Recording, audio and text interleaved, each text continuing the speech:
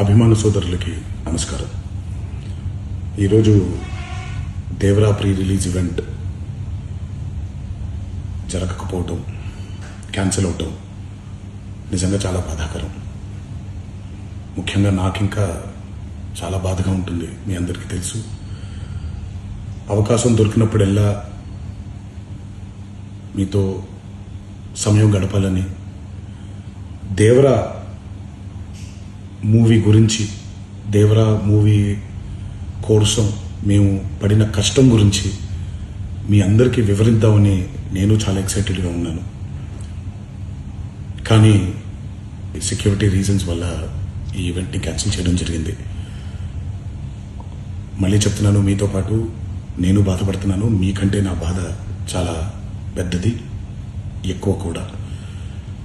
కానీ ఇది ఇలా జరగడం దేవరా ప్రొడ్యూసర్స్ వల్ల, లేకపోతే ఈవెంట్ ఆర్గనైజర్స్ని వాళ్ళని బ్లేమ్ చేయడం కూడా తప్పనేది నా ఫీలింగ్. అది ముందుగా ఈ మీరు కురిపించే ఈ ప్రేమకి ఆ జన్మంతో రుణపడిపోయి ఉంటాను.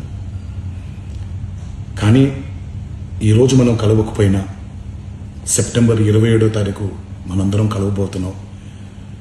దేవరా చిత్రాన్ని మీరందరూ చూడబోతున్నారు.